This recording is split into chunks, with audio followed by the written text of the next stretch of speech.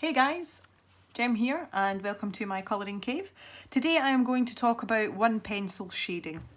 It's something that is not widely discussed, and I feel that for beginners who are absolutely brand new to colouring, it's something that's overlooked and you can really get some nice results with it. I see a lot of questions particularly on Facebook colouring groups, about where to start if you're an absolute beginner without actually just block colouring. And to demonstrate what I'm talking about, I have my copy of Johanna Basford's Enchanted Forest. As you can see, it's starting to look a bit battered now. This was the first colouring book that I ever owned, adult colouring book, and it was given to me. I didn't actively pursue adult colouring, it kind of found me. So the very first thing that I coloured was in this book, and I've been working front to back, and I am still working front to back, and I'm not finished yet. And let me tell you, I'm getting kind of fed up colouring in the leaves. I think I've got leaf burnout. Anyway, within this book there are two sets of pictures that I coloured very early on in my colouring career without any real knowledge of technique or blending and that sort of thing, and these are two of them here. Now I did use a limited colour palette, and all that means is I restricted myself to a certain number of pencils that happen to go together. So you can see here with my rabbit, I've got orange, yellow and red, and if you look over here at this little guy, it's all hues of purple. Now there are another two similar images just a few pages on, and again these were coloured shortly after the first two. Now remember, these were quite early on in my colouring career, and to this day as I flick through this book and look at how far I've come, and you know, all the different techniques and things I've learned since that point, I still look at these pictures and I'm really proud of them. They still stand out, they turned out so well, and they are still, you know, some of my favourites in this particular book that I've coloured in. And I did these pictures using single shading techniques, just one pencil. There's no blending, there's no colour mixing, so you can see that you can get quite a nice impact just using a simple technique. So, moving on from that, the point I'm making is that adult colouring is a skill. It's not a talent. Anybody can learn to do it, but when you are at the very beginning of your colouring journey, or like me, you just enjoy doing it, it is such an easy and simple technique to use, and you can get really nice results from it. Now I'm just going to take a colour here that's going to be quite visible on the camera. So I've got a dark kind of bluey purple pencil. It's more blue than purple, and this is just a W.H. Smith colouring pencil. Now, in terms of starter sets and beginner sets, I absolutely love these pencils. I started with Crayolas and these W.H. Smith pencils, so they're just a budget pencil, they're nothing fancy. But the main point of this, and what I want to show you, is that this colouring technique is so simple and so straightforward, and absolutely everybody can do it. It doesn't matter whether you've never done any adult colouring in your life or whether you're a seasoned colourist. And it's basically because it is so simple to do. Every single person that can hold a pen or pencil can vary the pressure that they put down and go from dark to light or light to dark. It is that simple. So there I've started, and I'm leaning, my pressure is really heavy, and as I go up I'm just going to lighten that grip and lighten the pressure off to nothing. That is literally all there is to it. The trick in making it look good in your pictures is actually looking at the illustration and deciding at what point in the illustration you should be going from dark to light. That is where the key lies. So really simple, really accessible.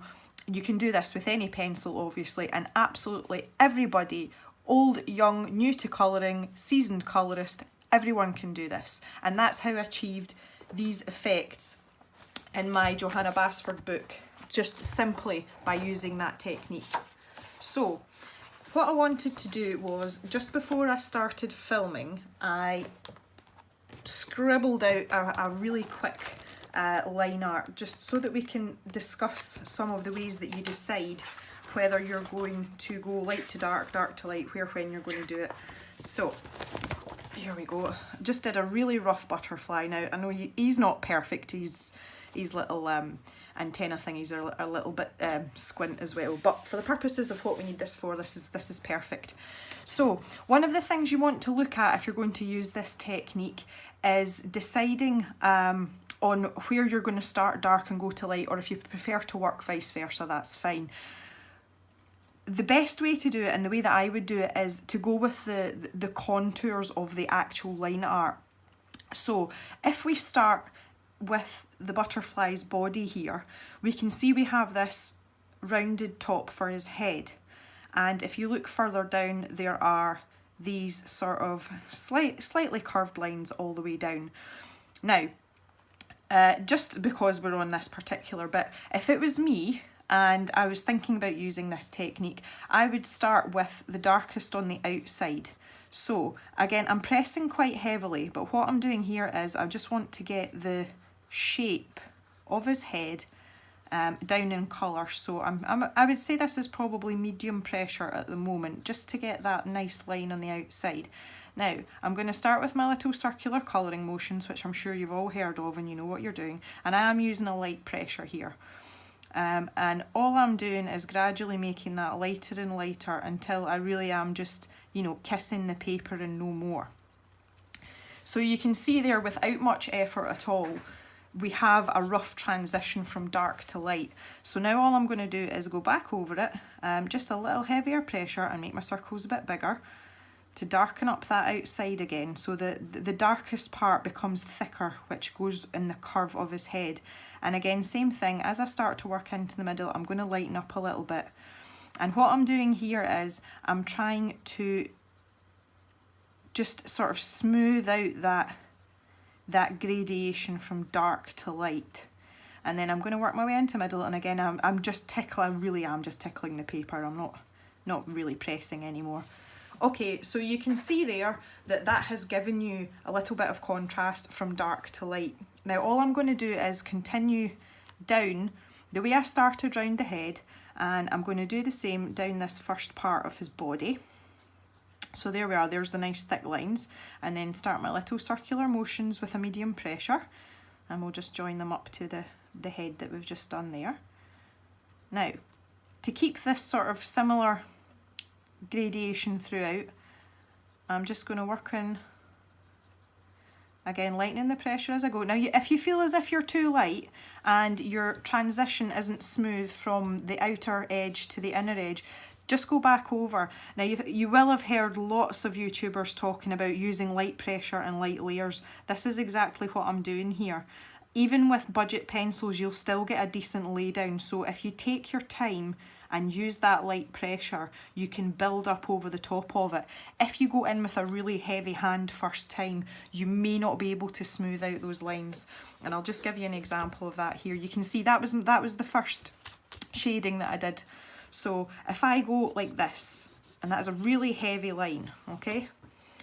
If I want to start doing this to this, I'm going to have to work quite hard to try and push out that stroke that I've made that is really hard. So if I start going like this, and you can see here, this is me back to the circular motions like we were just doing. Really, really simple. You can see that although I have coloured another layer over the top of that top part of my first stroke is really, really distinctive, and it can be very difficult to blend that out depending on what type of paper you're working on, and also just how much you can actually manipulate that top part of that pencil line. Now I'm still pressing quite hard, but I'm trying to feather that line up into the paler part. Now I think actually I've done not a bad job with this. This wasn't my intention, this wasn't supposed to work out like that. But there you go. So I don't know if you can see, but the top part of that first heavy line is still quite distinctive. So it's not going to look too great on your colouring. So light layers are the key. So anyway, back to Mr. Butterfly. Maybe we should give him a name. We'll call him Boris Butterfly. I don't know. So medium pressure, I'm just feathering down against the line art. And then I'll start in my little circular movements, nice light hand, and I'm going to bring that into the middle and do the same on the other side. Okay, so that's really what I would say is my first layer. So I'm going to darken it down.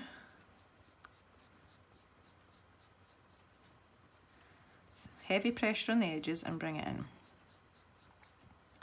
Okay, so that's pretty straightforward and it looks quite nice. So you could do the rest of the body the same, or you could have a section that's a different colour. When I'm working on things like this and I am using this technique, I tend to like to keep things that are within the same outline all the same colour. Now many of you would probably want to put stripes in here, and if you want to, that's absolutely fine. It's your colouring, you do what you like. But I'm just going to continue on the way I've been doing, all the way down to here, and then we'll change things up a bit. So into my circular motions, and they're getting lighter and lighter and lighter. Okay, and I'm just going to go back in and I'm going to match up the sides now. So this side looks a lot lighter than that side. So, in with my circular motions. There we are. And what I'm doing as well is I'm just smoothing out some of the little circle lines that you can still see because it was only one layer of pencil. So obviously the more I go over this, then the more smooth it is going to look. So there we go, that's a bit better. So he looks all right to start with. Now let's talk about this middle band. Say I decided that I want to colour these stripes in different colours. The question you have to ask yourself is, do you want to follow the same shading that you've already used, or do you want to mix it up? Now, that is completely down to preference. You know, again, it's always back to the same thing with colouring. There is no right way or wrong way to do something. Personally, this shading gives the illusion that the body is rounded. So I would like to stick with that, even if I'm using a different colour, because it creates that 3D illusion that his body is actually a cylindrical shape as opposed to just flat on the paper. So I'm going to pick another colour. Okay, I really like this colour. Okay, so this is, what am I using? Crayola Green Blue. That's one of my remaining Crayolas. I started with a 100 count pack and I have 2, 4, 6, 8, I have 10 left. 10, and they're all in varying states of repair, but the green blue seems to have survived. Anyway, so again, just the same technique in the different colour. So I'm just going to line that outer edge, the contour line of this particular shape, and then start with my little circle motions, my little ellipses, and the same on the other side. And then just like before, I'm going to start building up layers of colour. So I would say medium pressure now in those little circles, and just go back over what I've done, paying attention to how much pressure you are putting on the pencil as you come into the centre. So there we go. And again, just look to see what you've done up above there and try and keep the gradient at the same pressure so that it looks quite uniform all the way down. Again, that helps, gives you that sort of circular, spherical illusion.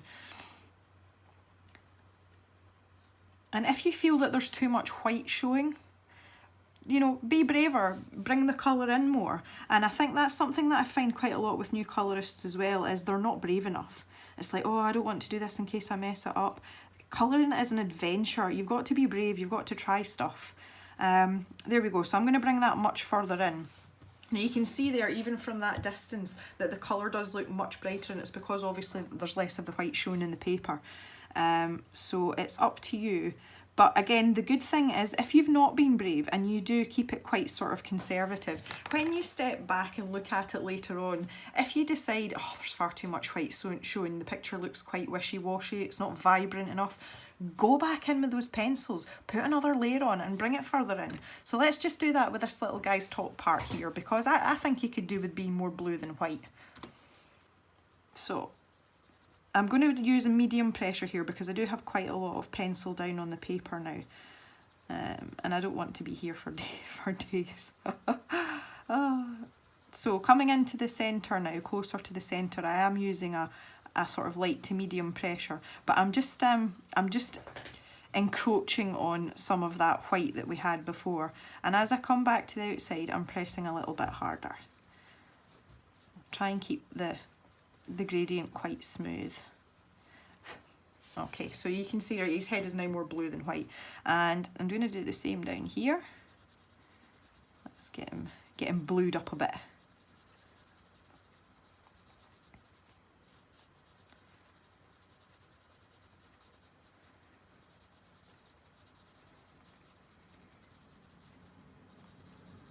Now this technique really is about pencil control and nothing else. Again, as a new colourist, you may have to practice a little bit. Practice these gradients, practice them in the colouring style though. If you are a person that colours in little circles, then practice in little circles. So start, you know, because you need to know what is a light pressure for you. You need to know what is a medium pressure for you, and you need to know what a hard pressure is for you, because everyone is different. And that is purely down to practice and getting to know your pencils. And that just takes time and a little, you know, a little bit of experimentation. But be aware when you're colouring, if you want to do something like this, don't sit and colour mindlessly. Be aware of what your hand is doing. Be aware of how you're actually gripping the pencil, how tight you're gripping your pencil, and how much pressure you're putting down. Because if you know what is a light, medium and heavy pressure for yourself, you're going to start to get that control that lets you create shading like this without too much bother and without, you know, making a mistake in inverted commas. Mistake. There's no such thing as a mistake in colouring, as we all know. So that's what I would suggest to you. So looking at some of the other shapes now on the butterfly. So for example, here we could go with the same, we could go with the contours, go with the outline, and generally, you know, that is a good rule of thumb to stick with. Again, remember, we're talking about really simple techniques here. So again, you can just follow the line like you did before, and you'll be able to bring this into the middle again. So I'm just outlining against the line art there, and a medium pressure here, all the way around, like so. There we go, and I'm just starting to build it up now. I'm onto light pressure because I'm coming in towards the middle. There we go. So that's giving you your sort of first base layer, if you like, and it is very, very patchy. I'm sure you can see that pretty well on camera. And we're going to go back in with another layer now, and again, I'm medium pressure around the outside over that first feathered line against the line art. And I'm just going to start building that up and building it up. Deepening the colour around the outside, because you still want vibrancy. I mean, you still want a, you know, a nice sort of bright picture, especially when it's something like a butterfly. And again, as I come into the centre, I'm just lightening up my pressure a little bit. Now you'll be able to go back in, you know, you can stop and have a look and see how even what you've actually put down is, and you can just touch up the areas, and that is the beautiful thing about pencil. It really is, and it's one of the reasons why I love using pencil. If you were to use markers, you don't have the same leeway, you know, once you put a marker line down on the paper, you know, that's kind of it. But with this, you can just, you know, you can chip away at it and you can go back, and I like the methodicalness of it. Methodicalness, is that even a word? And I just like to be able to, you know, to keep coming back to it. It's a really nice thing. So you can do something like that. Now the other option is to go against the line art. Let's have pink just for a giggle. So if you look at some of these lines round here now, if we were to use the technique we've just been using, we would go with the curve, but we're not going to go with the curve. We're going to start dark on the outside, so here and here, and we're going to fade it in towards the middle. So again, same principle applies. Now with this, I probably won't work in circles just because it's quite a tight area. I'll probably zigzag instead. So because it is quite a long section as well, I'm going to start with quite a heavy pressure in this corner, and the same down here. I'm going to lean quite hard, and just as I had done here on my little notepad, like this, and that's the way I'm going to work. So I'm going to just start bringing it lighter as I come round the curve into the middle, and I would stop there and I would go to the other side, and that's just to make sure that I can keep it even. It's much easier, I find anyway. Some people that are a bit more advanced or a bit more talented can go from dark to light back to dark in one fluid movement. Now if it was a straight section, you know, if it ran across the way just like that, then I probably would, but because we're going round a curve, I'm bringing it in to meet in the middle. So that's me got the basic part down. So again, I'm just going to go back over it and start bringing in another layer. Now I'm still medium pressure here. There we go. Now the good thing about where this is as well, because we have these 3 sections, I can use them as a sort of guideline, and I want my faintest part to be more or less in line with the outside of these 2 lines here and here. So that's kind of like my marker. Now you can look for things like that in a drawing, and it just helps you gauge where you want that white area to be, or the paler area if you want to go all the way in. So now I'm just going to start darkening it up at the corners. So I'm going hell down here, yeah. Look at that pink, that is pink. It's pink, and the same over here. So I'm going to bring that heavy pressure in slightly, and then just lighten my pressure up as I work my way towards that middle section. So that's going in the opposite direction, but by doing that and alternating the direction and the way that you use that shading, that lets you get the sort of the variation and the interest in whatever it is you're colouring. And again, I'll just refer back to these pictures that I have done in here. I can find them.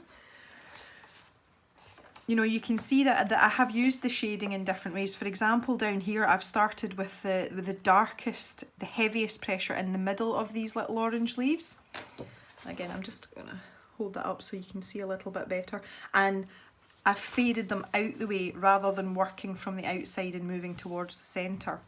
And again, with these ones here, I've started dark at the bottom and lightened up with each of these particular leaves, and it's just to add a bit of interest and a bit of variation. So, you know, use it creatively, test it out, and, you know, have a go, just see what looks good, because you will, as the more and more you do it, you will learn to find what suits you and what's more pleasing to the eye, so to speak. So the other sort of shape that we have here are these circles. Now, for me, there's really only one way to be dealing with the circles, and that is to follow around the outside and leave a white spot in the middle, or vice versa. So we'll do one of each, just to show you what it looks like. So if I start with this top one here, again, with a medium pressure, I'm feathering that line, and I'm sort of lining all the way around to give that base of colour, and then I'm moving into my circular motions with a medium pressure, and as I go round I'm going to lighten it up until I am just tickling the paper. Okay, so I'll go back over again now, a little bit harder pressure this time round that outside bit in my little circular motions to smooth it out, and work my way towards the centre, getting lighter and lighter. Okay, now that'll probably take another layer as well in this particular pen, so don't be too hung up on how many layers you have down.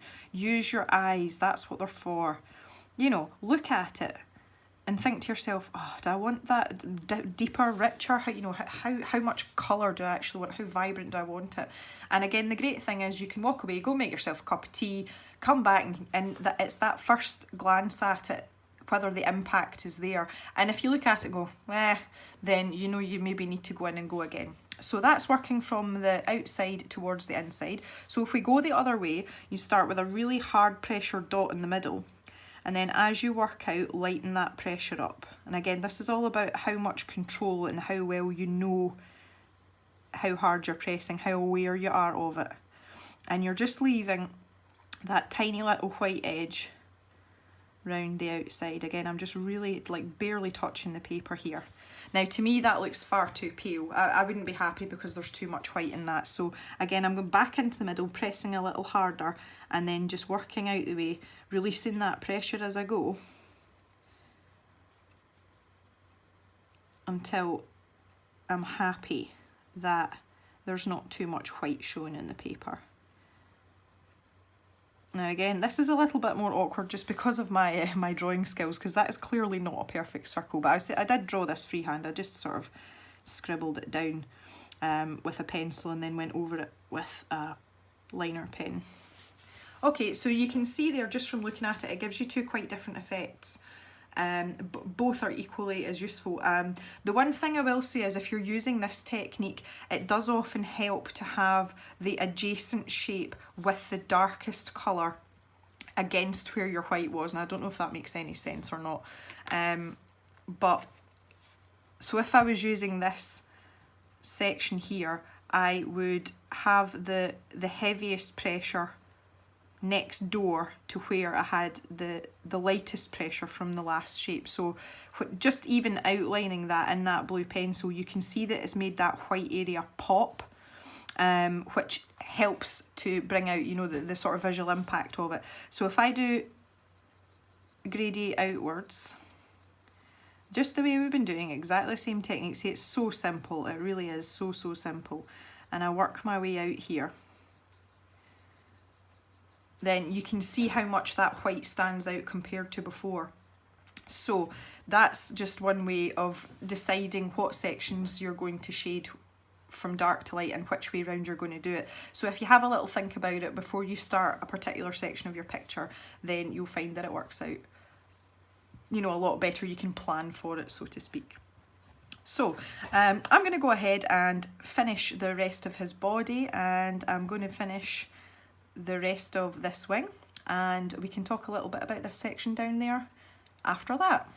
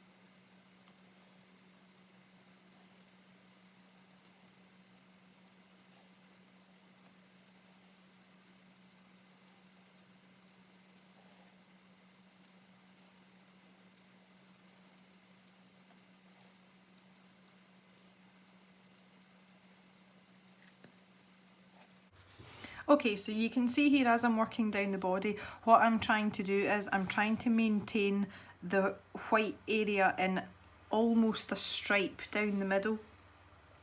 Now the reason that I've done that is to create consistency, because this is one entire section, but also as well when we were talking about creating that sort of 3D curve, the reason for that is the light is going to hit on the topmost part of the curve, so it's going to bounce off here, so this is going to be the palest part in the middle, and that's the very sort of basic fundamental of reflection and shading. So as I'm looking down here, I just want to make sure that this is relatively straight, this white part. And again, if I'm slightly off or whatever, I can go back in and add in more pencil just to make sure that I'm keeping that as uniform as possible all the way down.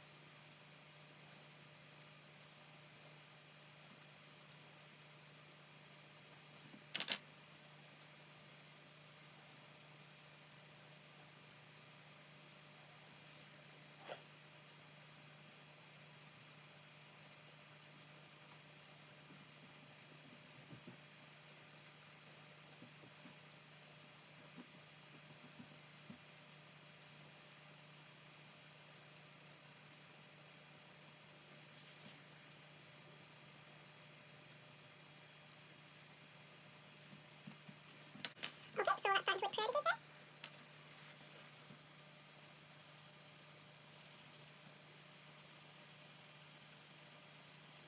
Now with this section here, what I'm going to do is, I'm going to pretend that these parts aren't here when it comes to actually colouring the main body of the wing. And I'm going to gradient in towards the centre, so it's going to be lightest in here. Now the reason I've decided to do that is just for the simple fact that by the time I shade either this way out, I'm going to end up with a pale edge up here where the outside of the actual image is, or it's going to get quite fiddly going in between all these sections. So, plus as well, I feel like I would like to have a bit more colour on the page, so this is a good way of just making sure that happens. So there's a slight gradient on that part. It will be darkest on this outside part of the wing, so that you can still see that, that the pencil is getting lighter as it goes, but it's not faded quite to white by that point. And the same round here as well. So I'm just going to bring that in. So it's probably going to be palest around this middle section.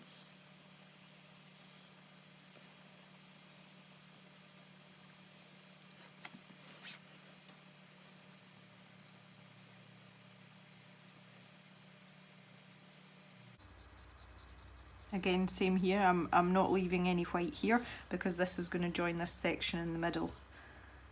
So again, you want to be able to see the dark to light progression from this outside edge, but just not all the way to white.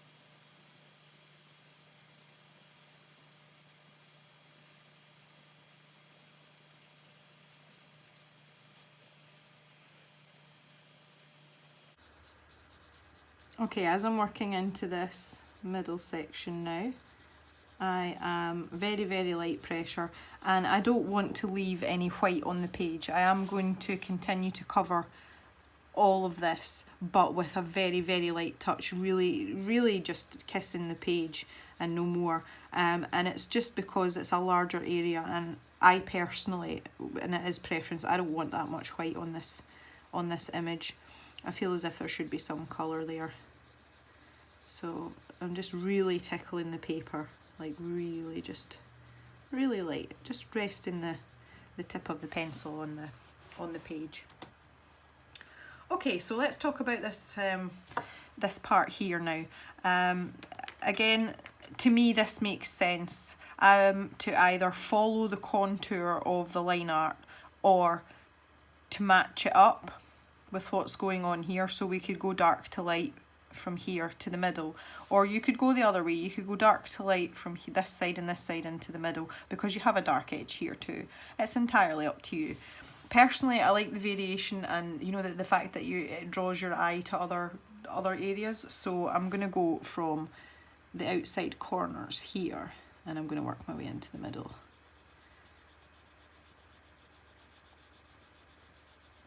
And again, just this first layer is quite light, and again it's just so that I can gauge and see if that's exactly what I want, because if I decide that I'm not happy with this, when it's a light touch like this, I can go back and erase it, rub it out, you know, with relative ease, and I can use a different colour or do it a different way.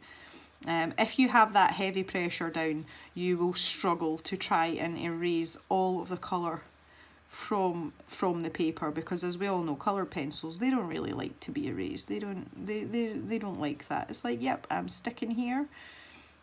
This is what you did, so this is where I'm staying. Which isn't always the best, really, but there we go. Just darken up these dark areas now. Gives a bit more brightness. Can bring this side in further for sure. And again, I'm going to mirror this down here just to, because they are similar shapes, you know, keep a little bit of continuity in what I'm doing. Keep the piece cohesive, I think is the fancy schmancy phrase. Oh yes, I want my artwork to be cohesive. Yeah, I'm sure you do.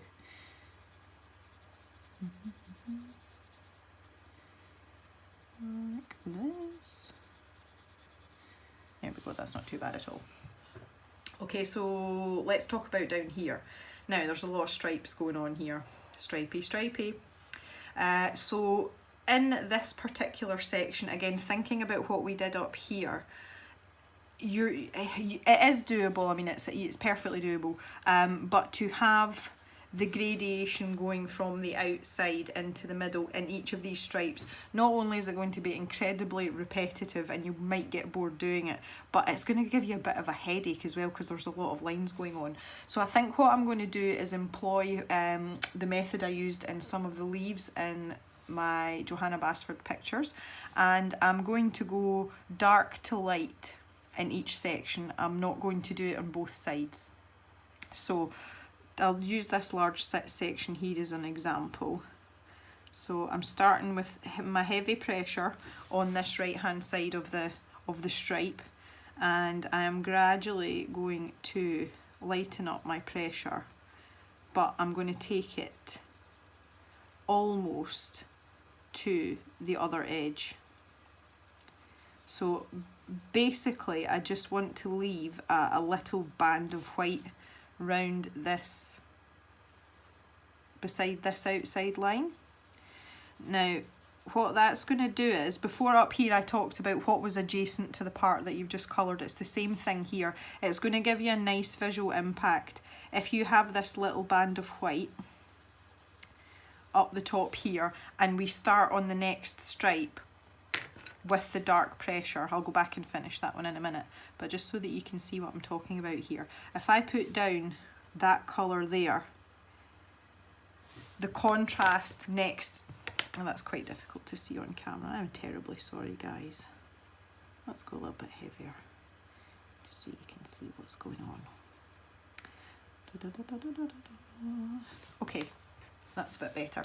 Yeah, so you can see that it makes it pop more just because you have that contrast of the white next to the heavy pressure of the next colour along, which is what gives you that nice effect. So if I just get a move on with this. One of the things about doing videos like this that I've become very conscious of, and it wasn't something that I have this overwhelming urge to rush, because I think everybody must be feeling really impatient and be like, oh, come on, Jem, get on with it. So I really hope that you don't feel like that, but I am going to, you know, some of this is going to be sped up, so you won't have to sit through, you know, hours and hours of me just scratching away on a bit of paper. Oh dear. Okay, so if we move on to this next section now and just carry on where we left off. So I'm light pressure, because I've already done this dark part.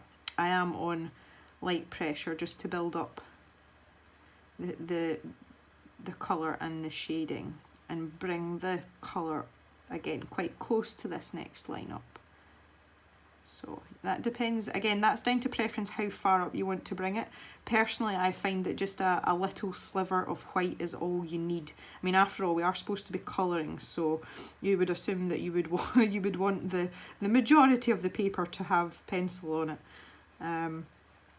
But it's just to give that, say that, a nice visual impact. And I just feel that a lot of beginners get really, really bogged down with, oh, I should know how to blend, I should know how to, you know, put all these colours together. And there's some amazing YouTube colourists that use like 5 and 6 colour blends in a piece, and they are absolutely fantastic. But even with really soft pencils, I mean, I always use the example of Prismacolors, because you ain't going to get any softer than a Prismacolor. Even using pencils like Prismacolors, it takes a while to learn to blend properly. It's not, you know, you don't just learn how to do it overnight and know what colours blend well together and what do. It all takes practice.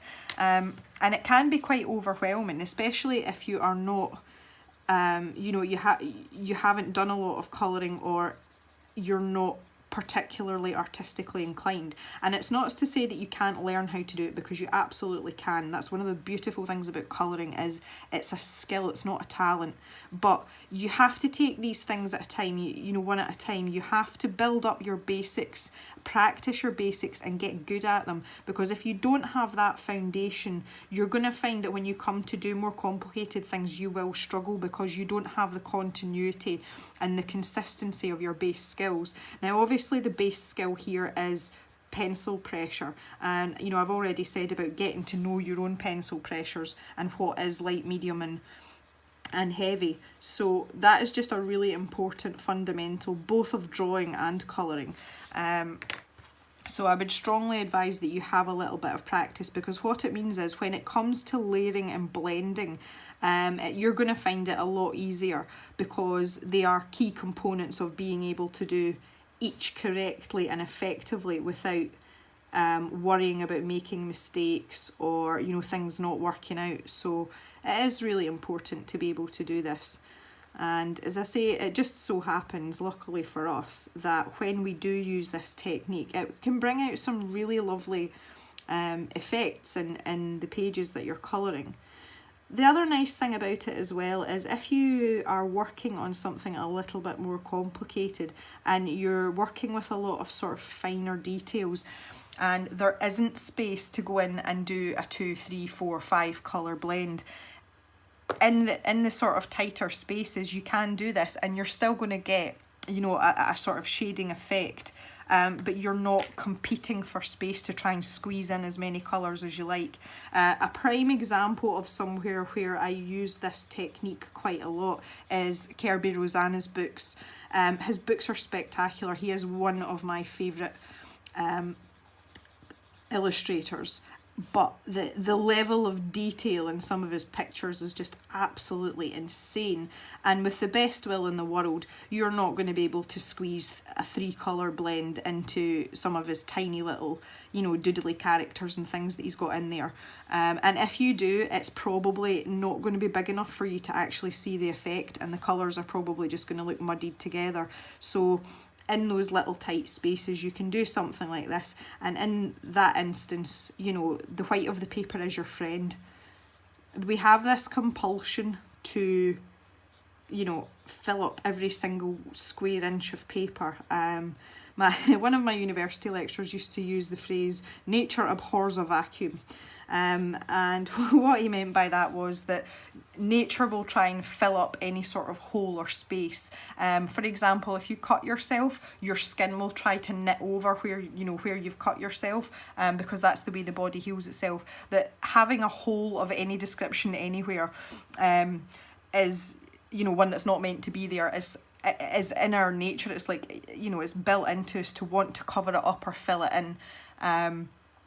And that extends to colouring, definitely. And I do find myself wanting to really, you know, like, oh, there's all this white space, I have to put something in it.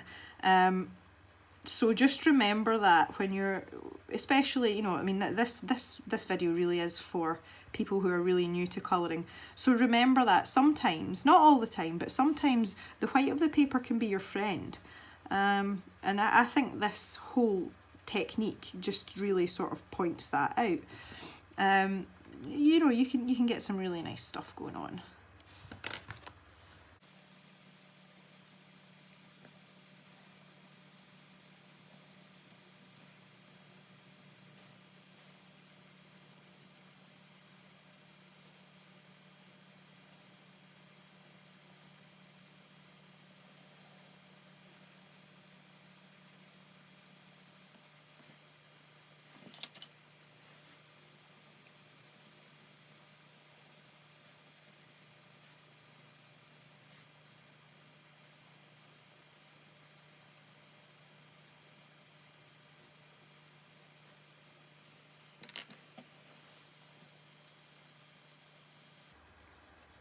Now again here you can see, because I have his body blue, I'm going to make this outside part round the stripes blue as well. Because we're working against a hard line of blue here, I'm going to use the blue in against the stripes and fade out. And again, it's just to give a little bit of contrast and differentiation between the body and the wing.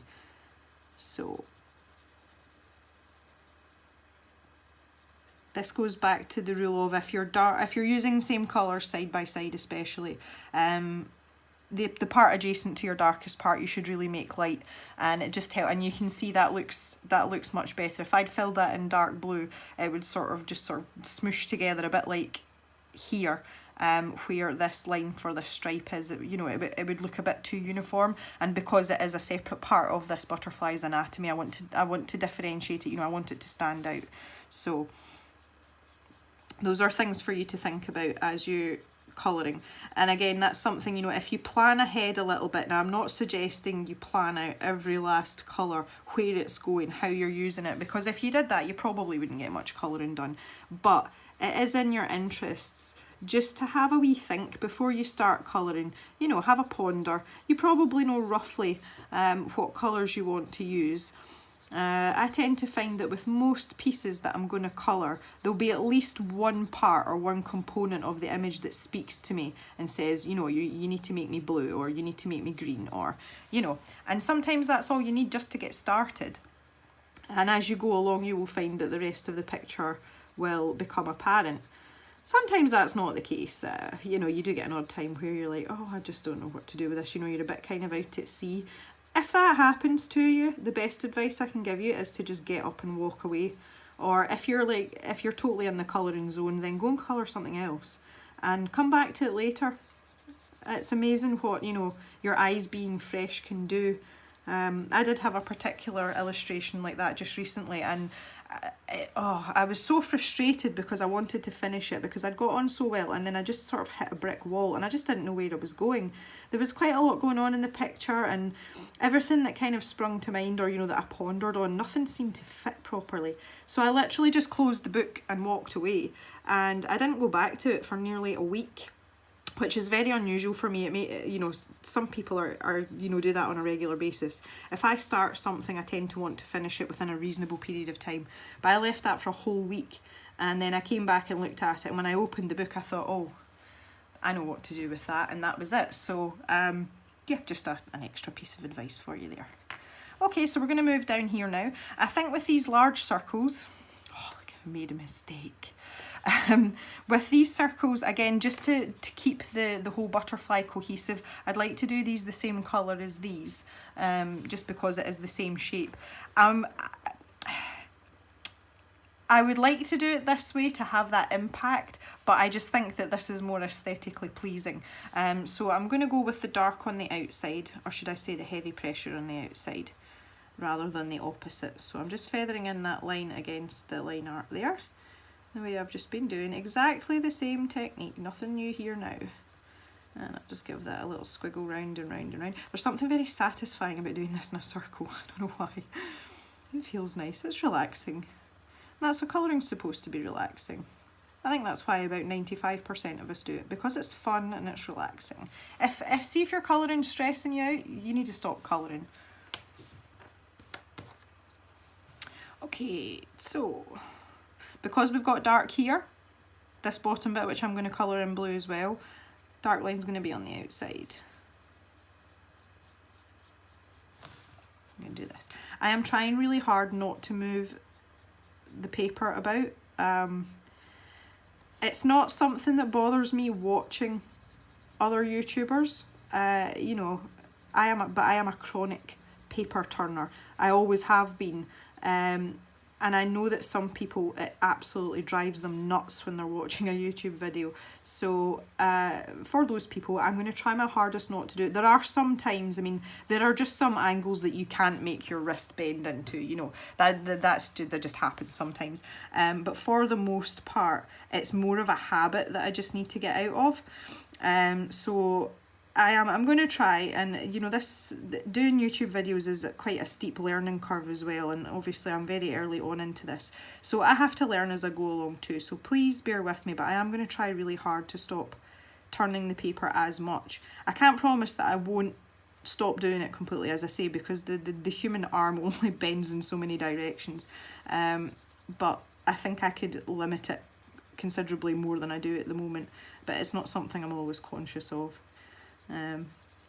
So the other thing that I've noticed as well about YouTube videos is that the more people, especially newer YouTubers, the more people try and, you know, plan out what they want to say, you know, if they have like a little speech written out or a particular spiel where they have to give out certain information, they tend to mess it up more often than not than if they were just speaking normally, and that's just one of those things. It's funny, but it's kind of frustrating at the same time.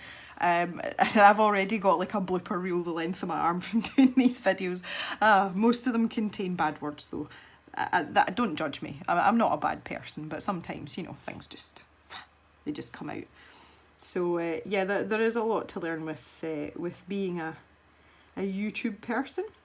Now in here again, because we're in a sort of finer area down here, I don't want to overcomplicate things, because there's no need to try and overcomplicate a simple technique. So all I'm doing is going from dark to light in these little crevices and these wee spots in here, and I'll do the opposite, you know, do them the opposite way with the opposite colour in the other triangles. So, and I'll be honest, I mean, I'm not taking much care over this here, I'm really not. Again, it's back to this old everybody, you know, everybody can go like this. It doesn't take a lot of effort, it's not, you know, super complicated. And it's nice because it gives you quite a sort of satisfying result relatively quickly. So, in here, start at the point and lighten up the pressure as we head towards the bottom. So that's the gradient there is going in the opposite direction, and again that's just for visual effect. What's a visual? Yes, I'll have a visual, please. So, you know, that's quite quick. That's not going to take you forever to do. There is a, you know, you have to strike a balance as well between taking care and attention over things and actually getting stuff done.